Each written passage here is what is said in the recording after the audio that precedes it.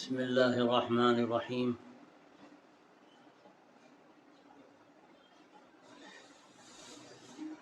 الحمد لله رب العالمين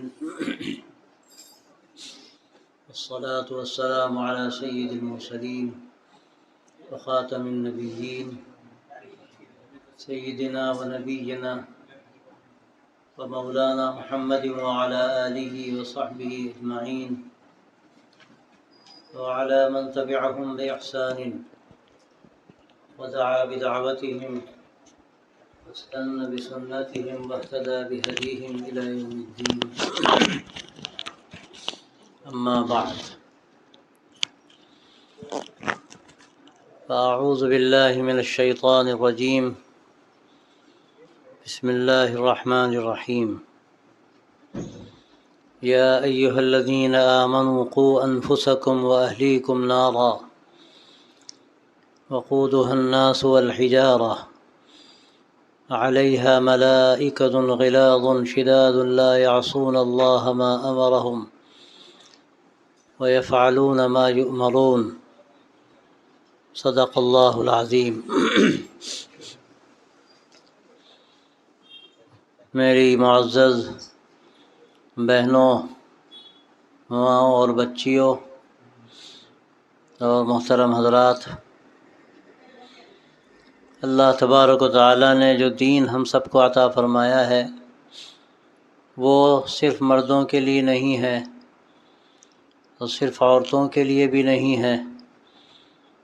اللہ نے ایسا نظام رکھا ہے کہ ہر ایک کو اس کا حق دیا ہے اور نظام زندگی کا ایک پورا سلسلہ ہے جو ہمیں بتایا گیا ہے، اور اس پر عمل کرنے میں نجات کا سامان اللہ نے رکھا ہے. خواتین کے سامنے عام طور پر جب گفتگو ہوتی ہے تو چند مخصوص چیزیں خاص طور سے کہی جاتی ہیں، لیکن واقعہ یہ ہے کہ پورا دین اللہ نے جس طرح مردوں کے لیے رکھا ہے اسی طرح عورتوں کے لیے رکھا ہے، اور چند مخصوص ایسے احکام ہو سکتے ہیں جس میں خواتین کو مخصوص کیا گیا ہو. باقی پورا جو زندگی کا نظام اللہ نے ہمارے سامنے اپنے محبوب صلی اللہ علیہ وسلم کے ذریعے سے رکھا ہے اور آپ نے اس کو بیان فرمایا ہے، وہ سب کے لیے، مردوں کے لیے بھی ہے اور عورتوں کے لیے بھی ہے. لیکن عورتوں پر ایک ذمہ داری اس لیے زائد عائد ہوتی ہے کہ بچوں کی تربیت سب سے پہلے مرحلے پر ماؤں سے ہوتی ہے، اور یہ مشہور ہے کہ ماں کی گود بچے کے لیے سب سے پہلی تربیت گاہ ہے. تو یہ بیج جو پڑتا ہے سب سے پہلے وہ عورت ہی ڈالتی ہے. اس حیثیت سے اگر دیکھا جائے تو خواتین کی ذمہ داری کچھ بڑھ جاتی ہے. اور میں یہ بھی سمجھتا ہوں کہ سماج جو بنتا ہے اس میں بھی بڑا حصہ ہماری ان خواتین کا ہے، ماں اور بہنوں کا ہے، بچیوں کا ہے. اس لیے کہ جو چیز گھر سے چلتی ہے وہ باہر اثر انداز ہوتی ہے، اور بعض مرتبہ بڑی طاقت کے ساتھ اثر انداز ہوتی ہے، اور اس طرح اثر انداز ہوتی ہے کہ باہر کے ماحول کو سنبھالنا مشکل ہو جاتا ہے.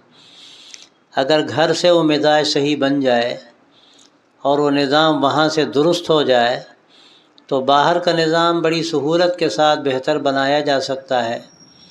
اور یہ بڑے بڑے جلسے اور بڑی بڑی کتابیں اور بڑے بڑے پروگرام سے ہوتے ہیں، شاید ان کی بھی ضرورت وہ نہ پڑے جس طرح کی ضرورت کو محسوس کیا جاتا ہے. اگر ہمارے گھروں کا ماحول بہتر ہو جائے، اور اگر آپ پوری تاریخ دیکھیں اسلام کی، اور آج کی نئی تاریخ نہیں بلکہ اللہ کے رسول صلی اللہ علیہ وسلم کے زمانے مبارک سے لے کر حضرات صحابہ کے زمانے سے لے کر آج تک کی جو تاریخ ہمارے سامنے ہے، سے اندازہ ہوتا ہے کہ جو بڑی بڑی شخصیات پیدا ہوئی ہیں جنہوں نے ایک بڑا انقلابی کام کیا ہے، اور جن کے ذریعے سے بعض مرتبہ پورے ملکوں میں انقلاب برپا ہوا ہے، ان کی تعلیم و تربیت میں زیادہ تر خواتین کا حصہ رہا ہے.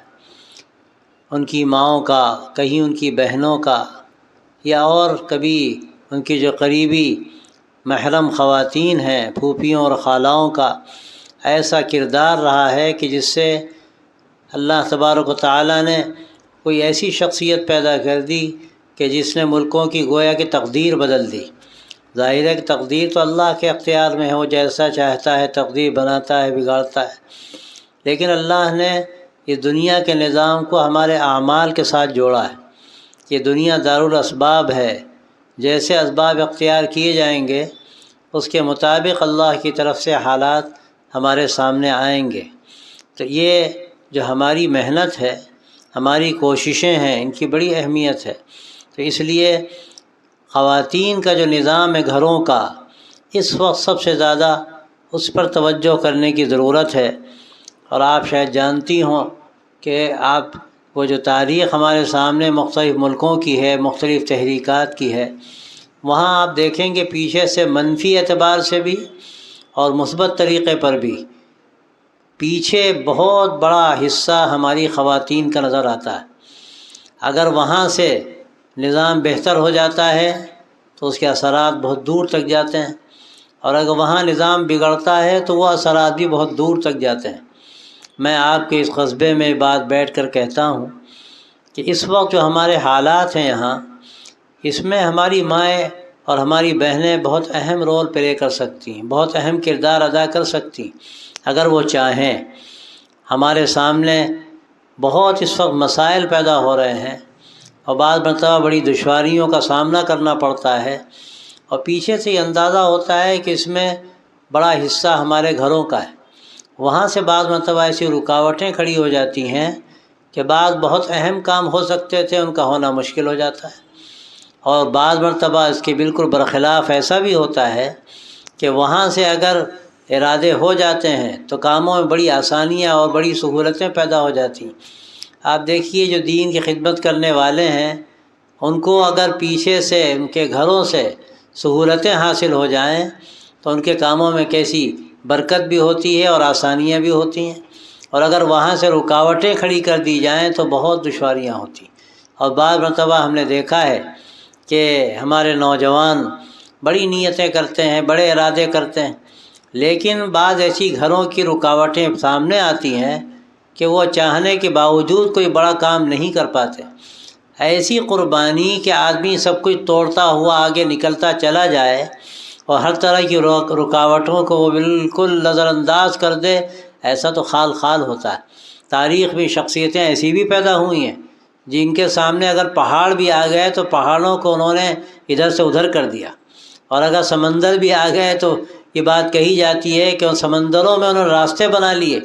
لیکن ایسی شخصیتیں تو خال خال پیدا ہوتی ہیں۔ جو کام کرنے والے ہیں 50-60%، 70-80%، یہ وہ لوگ ہوتے ہیں کہ ان کو راستہ ملے تو کام کرتے ہیں، اور اگر راستے میں رکاوٹیں کھڑی ہو جائیں تو بعض مرتبہ ان کے لیے کام کرنا بہت مشکل ہو جاتا ہے۔ تو یہ ہماری ماں اور بہنوں کا اس میں بہت بڑا حصہ ہے۔ وہ اگر یہ طے کر لیں کہ ہمیں قربانی دینی پڑے، ہمیں کچھ بھی کرنا پڑے، لیکن اصل تو اللہ کا دین ہے، اور اصل تو اللہ کے نبی صلی اللہ علیہ وسلم کی دی ہوئی ایک امانت ہے جو اللہ نے ہمارے سپرد کی ہے۔ اب ہماری ذمہ داری ہے۔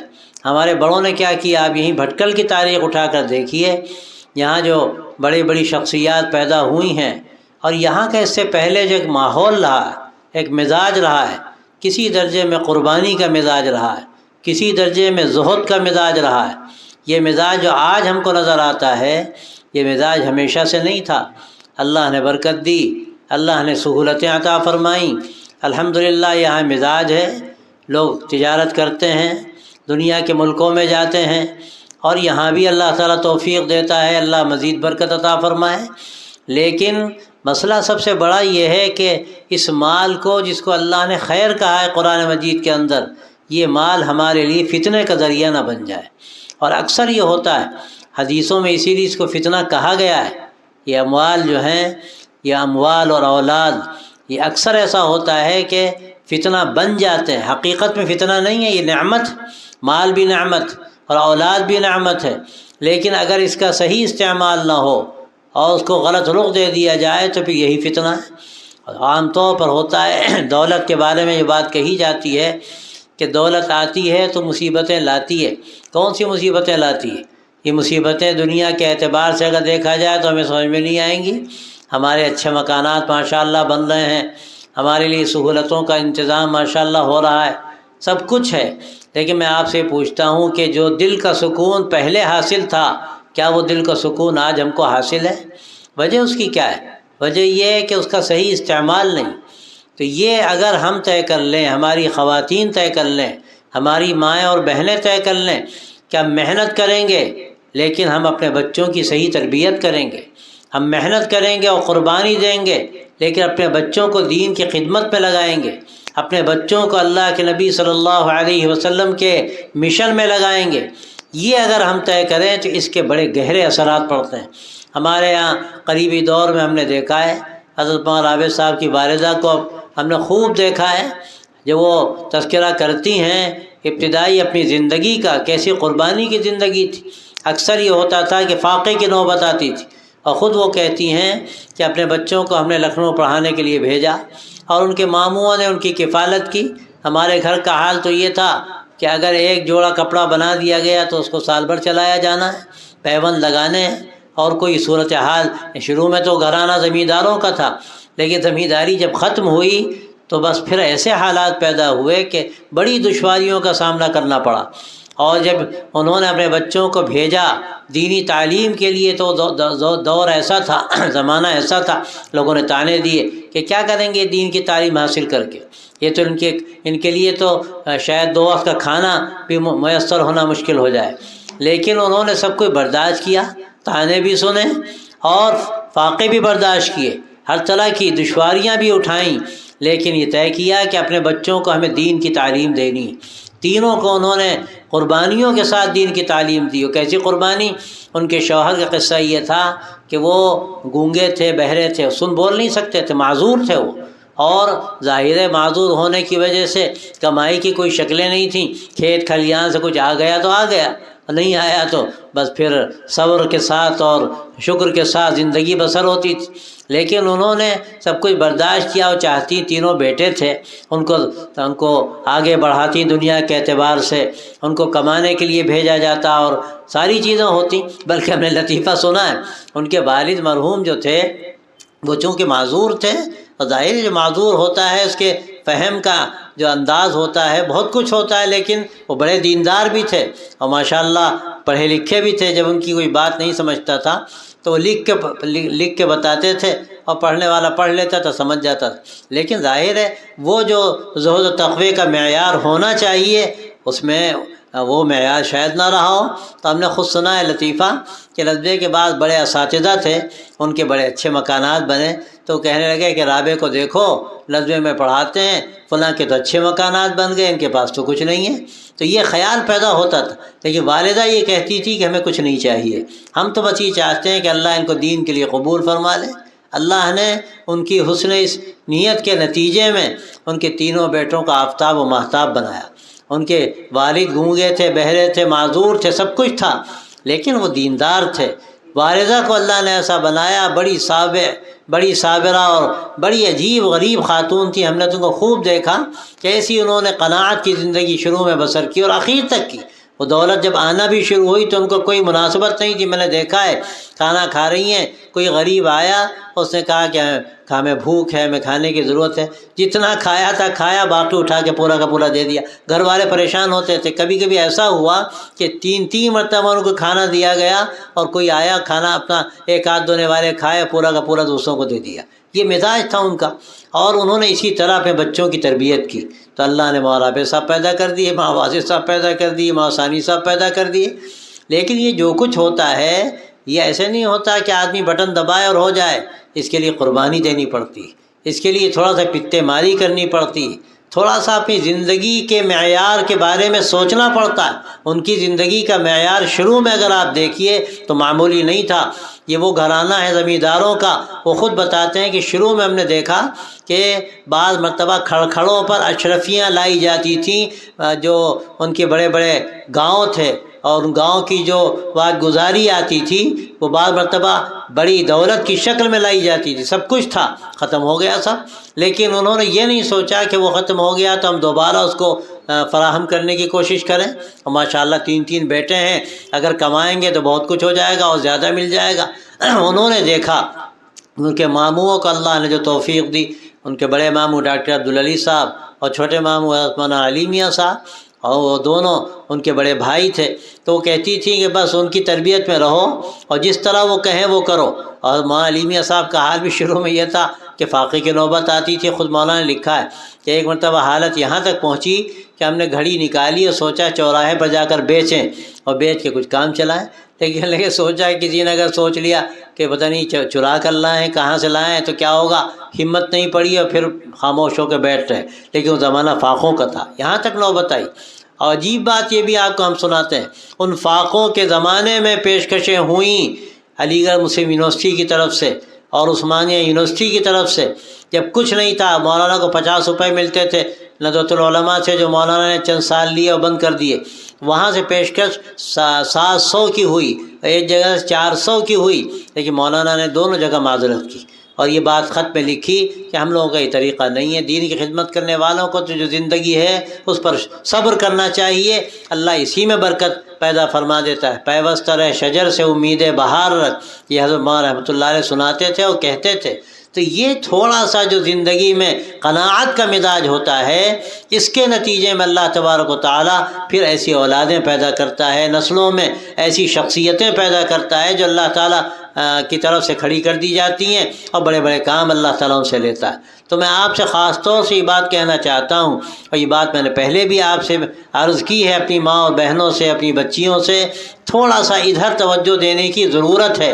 الحمدللہ آپ کے یہاں جو دینداری نظر آتی ہے، آپ کے یہاں جو تعلیم کا نظام اور اس کا مزاج نظر آتا ہے، اور بہت سارے دین کے جو کام نظر آتے ہیں، میں سمجھتا ہوں کہ اس کا عشر عشیر بھی ایک جگہ ملنا مشکل ہے. لیکن میں چونکہ یہاں بہت آتا ہوں اور الحمدللہ یہاں کے لوگوں سے میرا بڑا گہرا تعلق ہے، اس کو میں اپنا گھر سمجھتا ہوں، تو میں گھر کی بات کرتا ہوں، میں باہر کی بات نہیں کرتا، میں گھر کی بات کرتا ہوں. اور میں اس کو محسوس کرتا ہوں کہ تھوڑا سا یہ ایک غلط رخ پیدا ہو گیا ہے کہ دولت کی فراوانی اور عیش و عشرت کی فراوانی اور تھوڑا سا اس کی طرف زیادہ توجہ، کہ جب تک کمائے نہ زیادہ اور باہر جا کر کمائی نہ کرے اور اتنی کمائی نہ کرے کہ شادی کرنے کے بعد اپنے گھر والوں کو بھی بلائے اور وہاں ٹھاٹھ کی زندگی ہو. میری ماں اور بہنوں اور میری بچیوں، یہ حاصل زندگی نہیں ہے، یہ حاصل زندگی نہیں ہے. اور زندگی کتنے دن کی ہے اور یہاں کیا ملے گا، اس کے بعد اس کا نتیجہ کیا ہے، آگے نسلوں میں کیا ہوگا. نسلوں میں جو برکت پیدا ہوتی ہے اللہ کے نبی صلی اللہ علیہ وسلم کے مبارک طریقوں کو اختیار کر کے ہوتی ہے. آپ کی زندگی کیسی تھی، آپ صلی اللہ علیہ وسلم نے دنیا کو کیا کہا ہے، یہاں تک فرمایا کہ اگر دنیا کی قیمت اللہ کے نزدیک مچھر کے پر کے برابر بھی ہوتی تو کسی کافر کو، اپنے باغی کو وہ ایک گھونٹ پانی بھی نہ دیتا. یا دنیا میں دندناتے پھر رہے ہیں، ہمیں بعض مرتبہ حیرت ہوتی ہے، دنیا میں دندناتے پھر رہے ہیں، سب کچھ انہیں کو مل رہا ہے. آپ جو حالات، ان حالات میں دیکھیے، جو اللہ کے دوستوں کو قتل کرنے والے، اللہ کے ماننے والوں کو شہید کرنے والے، آج ان کی حالت کیا ہے. دنیا میں انہیں کے کر و فر نظر آتا ہے. کیوں ہے یہ سمجھنے کی ضرورت ہے. ان کا کر و فر اس لیے ہے کہ اللہ کے نزدیک اس کر و فر کی کوئی حیثیت نہیں، اللہ کے نزدیک اس دنیا کی کوئی حیثیت نہیں. آپ دیکھیے گولا جو آپ کو نظر آتا ہے، دور سے دیکھیے. ایک مرتبہ حجاز میں ہم ٹھہرے ہوئے تھے اور بہت اونچی کوئی عمارت تھی، 22ویں 23ویں منزل رہی ہوگی. ہمارے حضرت مولانا عابد صاحب بھی تھے، کھڑکی سے نیچے دیکھ رہے تھے. لگ رہا تھا یہ لوگ نہیں چل رہے، چیونٹیاں چل رہی. فرمانے لگے دیکھو غور کرو، ہم 23ویں منزل سے بیٹھے دیکھ رہے ہیں تو انسان نہیں نظر آ رہے، ہمیں چیونٹیاں نظر آ رہی. اب دیکھو اللہ تبارک و تعالیٰ کے اعتبار سے سوچو، دنیا کی اس کے یہاں کیا قیمت. ایک جھاڑو پھیر دینا کافی ہے. جیسے تنکے کی سینک کی کوئی جھاڑو لے اور جھاڑو دے دے، یہ چھوٹے چھوٹے ذرات، ان کی کیا قیمت ہے. اللہ کے نزدیک دنیا کی یہی قیمت. جب چاہے پھیر دے اور جب چاہے ختم کر دے. اللہ تبارک و تعالیٰ اپنے دوستوں کو اپنے دشمنوں سے پٹواتا ہے. کیوں پٹواتا ہے؟ تاکہ ان کو اپنی ذات سے قریب کر لے، تاکہ اور ان کے اندر دنیا کی بے وقاتی پیدا ہو. تو دنیا کی یہ قیمت ہے اللہ کے نزدیک. ہمیں سمجھنے کی ضرورت. ہم ہرگز یہ نہیں کہتے کہ آپ بہت زہد کی اور تقشف کی زندگی گزاریں. ہم یہ کہتے ہیں کہ زندگی کو آپ اس بنیاد پر کھڑا نہ کریں.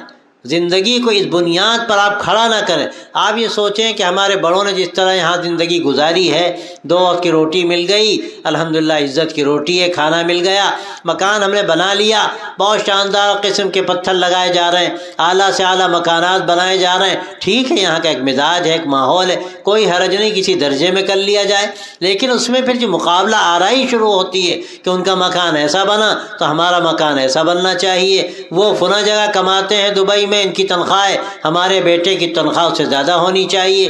اب اللہ کے کسی بندے کو یہ سعادت ملی، اس نے نیت کی اور طے کیا کہ ہم دین کا کام کریں گے، آپ دیکھیے اکثر کیا ہو رہا ہے، ان کے گھر والے آڑے آتے ہیں، ان کے گھر والے آڑے آتے ہیں، شادیاں مشکل ہو گئیں، یہاں تو یہ مزاج بن گیا کہ جب تک کمائی کا ایک خاص معیار نہ ہو لوگ قبول نہیں کرتے، شادی نہیں ہوتی آسانی، حالانکہ ہونا کیا چاہیے، فلاں ماشاءاللہ بہت دیندار، فلاں بہت دین کی خدمت پہ لگا ہے اور بڑا دین کا کام کرتا ہے، انشاءاللہ اس سے شادی ہوگی، ہماری بیٹی کے نسلوں میں برکت پیدا ہوگی، ہم وہاں شادی کریں گے۔ یہ طریقہ تھا ہمارے حضرت مولانا عبدالحی حسنی رحمۃ اللہ علیہ کا عجیب قصہ ہے، جو مولانا علی میاں کے والد تھے، مولانا رابع صاحب کی والدہ کی جو شادی انہوں نے کی، یہ بھی عجیب غریب واقعہ ہے، جو شادی کی انہوں نے اپنے بھانجے سے کی، اور وہ بھانجے بھی ان سے 15 سال عمر میں بڑے تھے، لیکن انہوں نے شادی کی، اور مولانا رابع صاحب کی والدہ بڑی فرزانہ خاتون اور انتہائی خوبصورت، میں نے ان کو دیکھا ہے 90 سال کی عمر میں، اس عمر میں کیا ان کا حال ہوگا، اور اس وقت جو رشتے آ رہے تھے تو ہم آپ کو بتاتے ہیں کہ نوابوں کے خاندان کے رشتے آ رہے تھے، نواب صدیق حسن خان صاحب رحمۃ اللہ علیہ کے یہاں کے جو نواب نور الحسن خان صاحب رحمۃ سے خان تو ان کا لقب تھا، وہ سید تھے، نواب سید نور الحسن صاحب، ان کے یہاں سے رشتہ آیا، اور بہت محبت تھی ان کو مولانا عبدالحی صاحب سے، ایسی محبت جو عشق کے درجے میں تھی، وہ چاہتے تھے کہ ان کے یہاں شادی ہو جائے، اور وہاں دولت کی فراوانی تھی، اس زمانے میں ان کے یہاں ٹینس کا کورٹ تھا اور نہ جانے کیا کیا تھا، لیکن مولانا عبدالحی صاحب نے فوراً رشتہ طے کیا اور کہا نہیں، ہماری بیٹی کا رشتہ پہلے سے اپنے بھانجے سے ہم نے طے کر دیا۔ انہوں نے سنا تو کہا کہ انہوں نے ہیرے کو پتھر سے پھوڑ دیا، انہوں نے کیا کیا، ہیرے کو پتھر سے پھوڑ دیا، لیکن اس ہیرے کو پتھر سے پھوڑنے والے نے کیا کیا، اللہ نے کیسی برکت دی کہ اللہ نے ان کی نسلوں میں آفتاب و ماہتاب پیدا کیے۔ مولانا رابع صاحب معمولی آدمی تھے، مولانا ثانی صاحب، تینوں بیٹے آفتاب و ماہتاب۔ غور کرنے کی بات ہے، صرف دین دیکھا، کچھ نہیں دیکھا، تو بھائی اس پر توجہ دینے کی ضرورت ہے۔ آپ یہ دیکھیے کہ فلاں ماشاءاللہ دین کی خدمت پہ لگا ہے، فلاں عالم ہے، اس سے فیض پہنچ رہا ہے، یہ معیار ہونا چاہیے، یہ معیار نہیں ہونا چاہیے کہ فلاں کتنا کما رہا ہے، فلاں کا گھر کیسا ہے۔ تو یہ باتیں ہیں جو ہمیں غلط رخ کی طرف لے جا رہی ہیں۔ میں آپ سے صاف کہتا ہوں کہ اگر آج ہم نے ادھر توجہ نہ کی تو آنے والے 20-22 سالوں میں حالات بہت بگڑ جائیں گے، بہت بگڑ جائیں گے اور سنبھالنا مشکل ہو جائے گا۔ اور اگر آج آپ طے کر لیں کہ ہمیں تھوڑا سا معیار زندگی کم کرنا ہے، کیوں کم کرنا ہے؟ اس لیے کہ اللہ کے نبی کی زندگی سے قریب کر دے گا۔ اللہ کے نبی صلی اللہ علیہ وسلم کی زندگی کیا تھی آپ دیکھیے، حدیثوں میں آتا ہے کہ 3 چاند ہم دیکھتے تھے اور ہمارے گھروں میں چولہا نہیں جلتا تھا، 2 مہینے گزر جاتے تھے۔ 3 چاند کا یہی مطلب ہے، ایک چاند ہوا، مہینہ گزرا، دوسرا چاند ہوا، مہینہ گزرا، تیسرا چاند ہوا، گویا کہ 2 مہینے گزرتے تھے، 3 چاند دیکھتے تھے، ہمارے گھروں میں چولہے نہیں جلتے تھے۔ آپ صلی اللہ علیہ وسلم کے ایک مرتبہ نماز پڑھ کے تیزی کے ساتھ گھر گئے، صحابہ کو تعجب ہوا، آپ نے فرمایا، بعد میں جب تعجب دیکھا مجھے یاد آیا کہ گھر میں سونے کا ٹکڑا رہ گیا تھا، مجھے پسند نہیں ہوا کہ رات میری اس حال میں گزرے کہ وہ سونا میرے گھر میں موجود۔ آپ کو پسند نہیں ہوا، آپ نے صدقے کا حکم دیا۔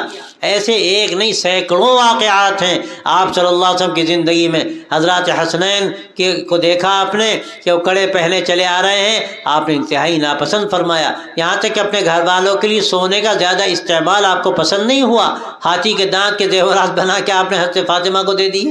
تو یہ ساری چیزیں ہمارے لیے کیوں بیان کی جاتی ہیں؟ اس لیے کہ کسی درجے میں ان چیزوں اختیار کیا جائے۔ ظاہر سونا پہننا ناجائز نہیں ہے، بالکل جائز ہے، لیکن اس میں مقابلہ کرنا، مقابلہ آرائی جس کو کہتے ہیں، ایک دوسرے سے آگے بڑھنے کی ایک ہوس جو ہوتی ہے، یہ ہمیں نقصان پہنچا رہی ہے، اور پھر اس کے نتیجے ہمارے سامنے آ رہے ہیں، وہ انتہائی خراب ہیں۔ آپ دیکھ لیجیے یہاں کی بڑی آبادی اب مجبور ہوتی ہے، وہ باہر کمائی کے لیے جاتے ہیں، گھر والے یہاں ہیں، کمانے کے لیے وہ باہر ہیں، اس کے نتیجے میں جو طرح طرح کی برائیاں پیدا ہوتی ہیں وہ آپ سب جانتے ہیں۔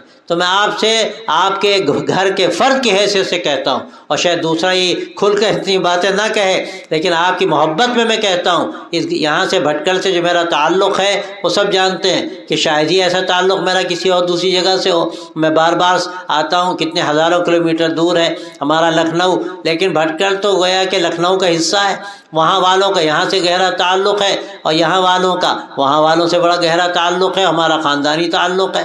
اس لیے میں آپ سے یہ بات بطور وصیت اگر کہوں تو غلط نہ ہوگی، میں کہتا ہوں کہ یہ بہت ایک بڑا لمحہ فکریہ ہے۔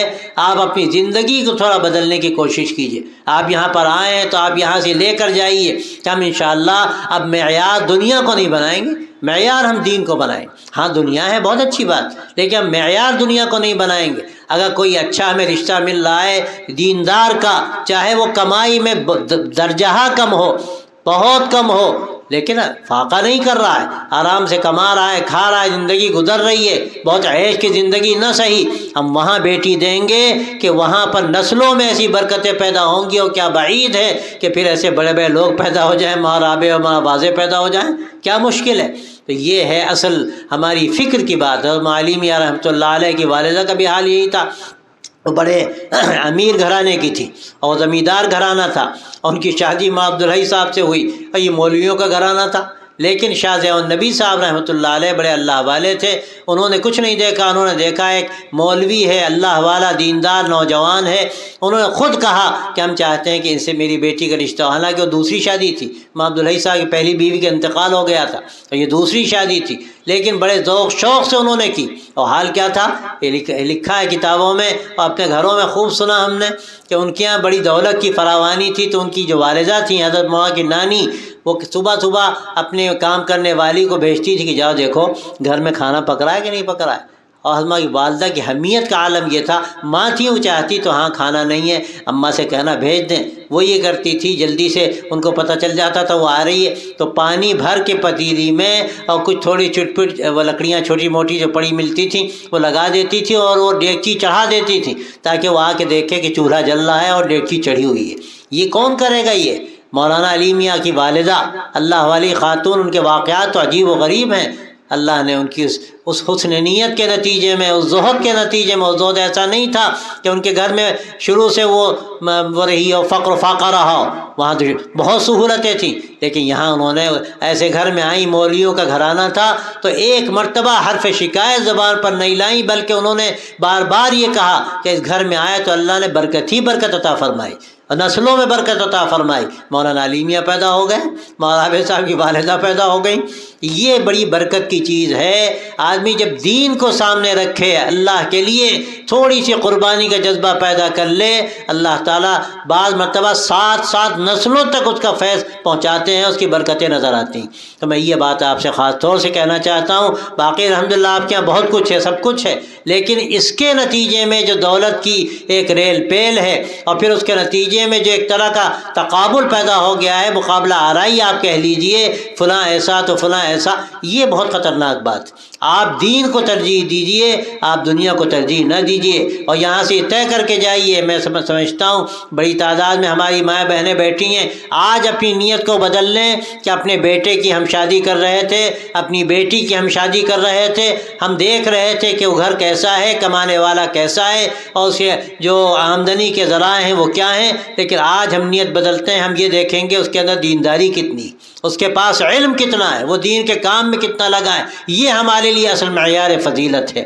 یہ آپ طے کر لیں گے تو انشاءاللہ آپ کے رشتوں میں برکت ہوگی، آپ کے گھروں میں برکت ہوگی، اور خدا نہ خواستہ صرف اس بنا پر کہ وہ دیندار ہے تو رشتے نہ ہوں، یہ انتہائی خطرناک بات۔ اس لیے میں آپ سے خاص طور سے اسی بات کی طرف آپ کو متوجہ کرنا چاہتا ہوں۔ آپ آئے ہیں یہاں، آپ اپنے گھر والوں کو، اپنے بچوں کو آپ دین پڑھائیں، اور دین اس کے ذہن و دماغ میں بٹھائیں، اور دین کو معیار بنانے کی کوشش خود بھی کریں، اور اس کا ذہن بھی ایسا بنائیں، بچوں کا بھی اور بچیوں کا بھی۔ بچیوں کا ذہن اسی میں خراب ہو رہا ہے، بچیوں کا ذہن اسی لیے خراب ہو رہا ہے۔ میں دیکھتا ہوں اکثر یہاں بھی کسی درجے میں یہ بات ہے، ہمارے علاقوں میں خوب ہے یہ بات کہ مائیں بچیوں کا ذہن بگاڑتی، مائیں بچیوں کا ذہن بگاڑتی، شادی ہونے کے بعد ذہن بگاڑتی۔ اکثر یہ ہو رہا ہے کہ طلاق کے جو واقعات پیش آ رہے ہیں اس میں ماؤں کا بڑا حصہ ہوتا ہے۔ شوہر نے تھوڑی سی کمی کر دی، ہاں کیسے کر دیا اس نے، آ جاؤ میرے پاس آ جاؤ ہمارے گھر میں، کوئی ضرورت نہیں وہاں جانے کی۔ اب اس کو ذرا سی بات پہ اکسانا اور شوہر کے خلاف بھڑکانا یا سسرال کے خلاف بھڑکانا، اس کے نتیجے میں دوریاں ایسی پیدا ہوتی ہیں کہ طلاق کی نوبت آتی۔ اس میں بڑا حصہ ان خواتین کا ہے۔ یہ انتہائی خطرناک ہمارے سماج کا وہ روگ ہے جس کے نتیجے میں ہم سے یہاں تک ہوا کہ بعض پولیس اسٹیشن میں لوگوں نے ہم سے کہا، چونکہ پیام انسانیت کا ہم لوگ کرتے ہیں، وہاں لوگوں نے کہا آپ اپنی عورتوں کو سنبھالیے، برقعوں میں عورتیں آتی ہیں مسائل لے کر، طلاق کے اور علیحدگی کے مسائل لے کر آتی ہیں، اور حیرت ہوتی ہے کہ آپ کے سماج میں یہ سب ہو رہا ہے۔ تو میری ماں اور بہنوں، آپ اس بات پر غور کریں کہ ہمارے سامنے نمونہ کس چیز کا ہے۔ ہمارے سامنے صحابیات کا نمونہ، ہمارے سامنے ازواج مطہرات کا نمونہ، آپ صلی اللہ علیہ وسلم کی صاحبزادیوں کا نمونہ، اور اللہ نے جیسی بڑی بڑی خواتین امت پہ پیدا کی ان خواتین کا نمونہ ہے۔ یہ اگر آپ کے ذہن میں رہے گا تو انشاءاللہ گھروں میں برکت پیدا ہوگی، نسلوں میں برکت پیدا ہوگی، آپ کو خیر نظر آئے گا، آپ کی گودوں میں ایسے بڑے بڑے لوگ پھر دوبارہ انشاءاللہ پیدا ہوں گے جن سے اللہ نے بڑے بڑے کام لیے ہیں، اور ان کی کوششوں کی وجہ سے اس ملک میں دین باقی۔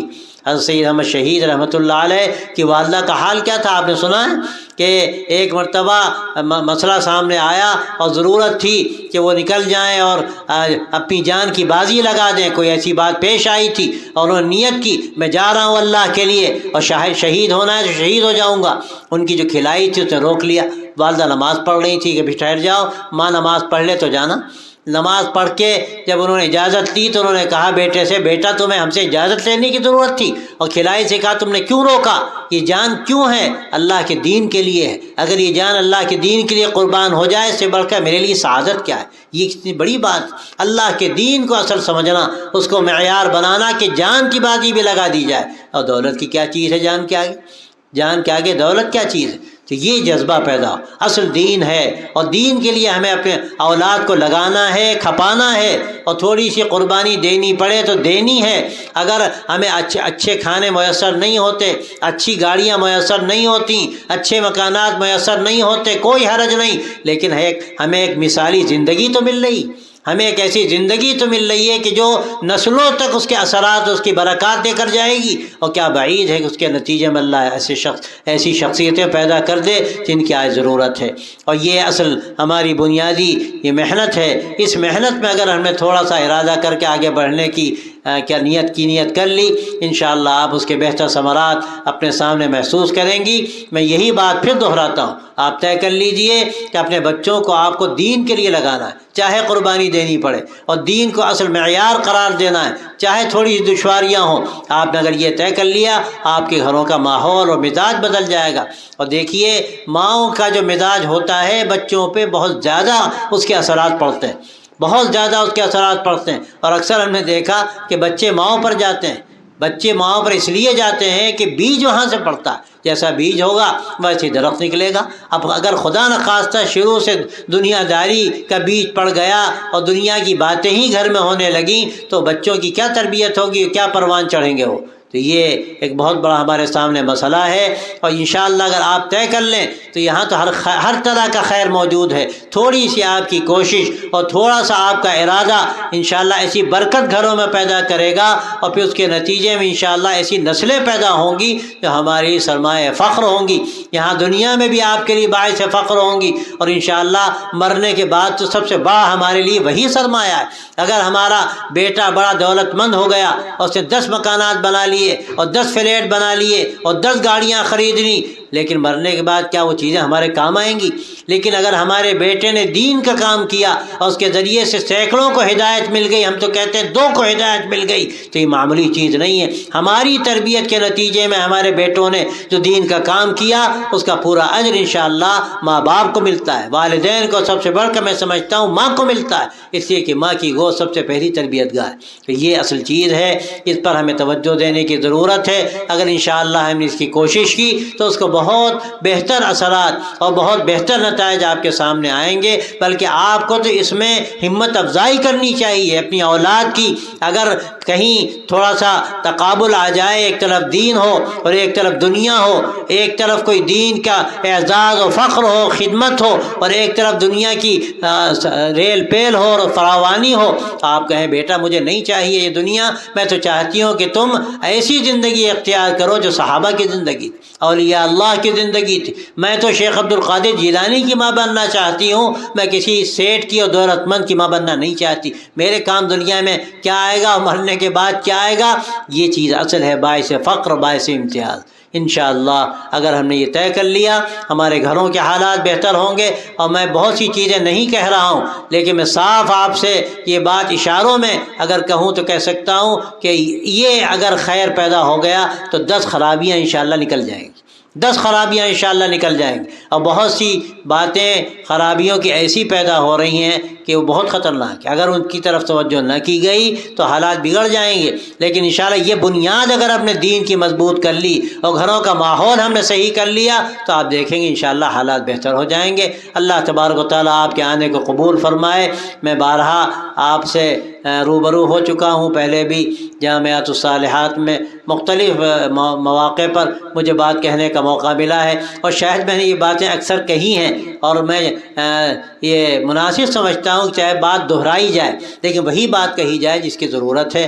تو میں نے پھر وہی بات آپ کے سامنے اور وضاحت کے ساتھ کہی ہے، اور میں اس امید کے ساتھ کہتا ہوں کہ آپ کا جو ہم سے تعلق ہے اس بنیاد پر آپ یہ طے کریں گے کہ انشاءاللہ ہم دین کو اصل معیار بنائیں گے اور اپنی نسلوں کی تربیت اسی بنیاد پر کریں گے کہ اللہ تبارک و تعالیٰ ان کو دین کا خدمت گزار بنائے، اور اللہ تعالیٰ ان سے دین کا بڑا کام لے۔ اور باقی دنیا تو ضرورت بھر کے اللہ دے ہی دیتا ہے، اللہ کسی کو فاقے سے نہیں رکھتا، اور ہماری تاریخ بھری پڑی ہے بڑے بڑے اللہ کے نیک بندوں نے جو کام کیے ہیں قربانیوں کے ساتھ کیے ہیں، لیکن اللہ نے ان کی کوششوں سے ایک عالم میں بڑی تبدیلی پیدا کی ہے۔ اللہ آپ کی گودوں سے بھی ایسے افراد تیار فرمائے، اور آپ کے اللہ نسلوں میں ایسی شخصیات پیدا کرے کہ جن سے عالم میں فیض پہنچے اور دین کا اور ہدایت کا اللہ تعالیٰ ان سے کام لے۔ اللہ تعالیٰ ہم سب کو اس کے لیے قبول فرمائے، اور کہنے والے کو بھی اللہ تعالیٰ یہ سعادت بخشے کہ اللہ اس کو بھی توفیق دے کہ وہ دین کو اصل قرار دے اور دین کی بنیاد پر زندگی کو آگے بڑھائے، اور جو کوتاہیاں ہیں اللہ تعالیٰ دور کرے اور ہم سب کو معاف کرے۔ وآخر دعوانا ان الحمد للہ رب العالمین۔ میں مولانا ناصر صاحب کو مبارکباد دیتا ہوں، ماشاءاللہ انہوں نے یہ سلسلہ شروع کر رکھا ہے، اور یہ ماشاءاللہ بڑی خدمت ہر لحاظ سے کر رہے ہیں، اور یہ ہمارے مولانا عبداللہ غازی اور ان کے رفقا جو ادارہ ادب اطفال کے نام سے کام کر رہا ہے، اور اس میں بہت سی شقیں ہیں۔ الحمدللہ اگر دیکھا جائے تو عالمی سطح پر یہاں بڑا کام ہو رہا ہے، مختلف یہاں پر دین کے ایسے کام ہیں جو شاید بہت سی جگہوں پر نہیں ہو پا رہے ہیں، تو آپ مبارکباد بھی دیتے ہیں اس پر، لیکن امید کرتے ہیں کہ گاڑی خدا نخواستہ ڈھلوان پر نہ پڑ جائے، اللہ بھی اوپر لے جا رہا ہے، کہیں دوبارہ پلٹ کر واپس نہ چلے جائیں۔ اس لیے ہمت و حوصلے سے کام لیجئے اور اپنی زندگی کو تھوڑا سا قربانی کے لیے آمادہ کیجیے۔ اللہ ہم سب کو توفیق دے۔ وآخر دعوانا ان الحمد للہ۔